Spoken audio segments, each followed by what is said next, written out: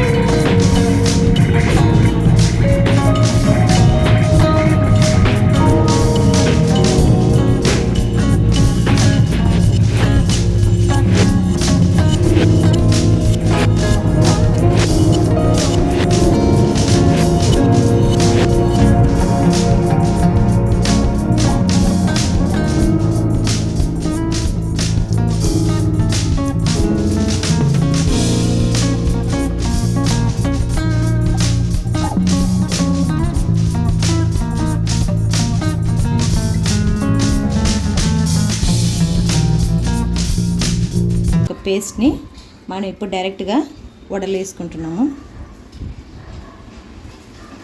ఇవి కొంచెం విడిపోయినట్టు అనిపిస్తాయి ఫ్రెండ్స్, కానీ లైట్గా చిన్న చిన్న పీసెస్ మాత్రం కొంచెం ఇది అవుతాయి, కానీ అదర్వైజ్ మనకి ఎలాంటి ఇది స్టార్ట్. ఫ్రెండ్స్, మనం ఇలాగా వడలు రెడీ చేసుకొని ఆయిల్లో వేసిన తర్వాత ఇది లైట్ గోల్డెన్ కలర్ చేంజ్ అయ్యేదాకా మనం ఈ రెసిపీని వెంటనే కదిలించకూడదు. వెంటనే కదిలించినట్లయితే ఆ యొక్క పిండి మొత్తం విడిపోతుంది. సో దీన్ని కొంచెం బ్రౌన్ కలర్ వచ్చిన దాకా మనం వెయిట్ చేయాలి. ఫ్రెండ్స్, మనకైతే పనస గింజలతో తయారు చేసినటువంటి వడలు రెడీ అయిపోయాయి. ఇవి ఈవినింగ్ పిల్లలకి స్నాక్గా పెట్టుకునేదానికైనా, లేదా మనం ఎప్పుడైనా వర్షాలు వచ్చినప్పుడు కొంచెం రైనీ సీజన్లో ఈవినింగ్ స్నాక్గా తయారు చేసుకొని తిన్నా ఈ వడలు సూపర్ అంటే సూపర్ ఉంటాయండి. దీనికి కొంచెం టమాటో కచ్చప్ని మనం యాడ్ చేసుకొని కనుక ఈ వడలు తింటే టేస్ట్ చాలా సూపర్గా ఉంటుంది. ఒక్కసారి మీరు ట్రై చేసి చూడండి, మీకు చాలా బాగా నచ్చుతుంది. అంతే ఫ్రెండ్స్, రుచికరమైనటువంటి పనస గింజల వడలు మనకైతే రెడీ అయిపోయాయి. ఇప్పుడు వీటిని మనం టేస్ట్ చూసి ఎలా ఉందో ఇవి ఇంకా వడలుగా తిన్నా కానీ చాలా సూపర్గా ఉంది ఫ్రెండ్స్. మీరు ఒక్కసారి ట్రై చేయండి, మీకు ఖచ్చితంగా చాలా చాలా చాలా బాగా నచ్చుతాయి. Thank you friends. కళ్ళు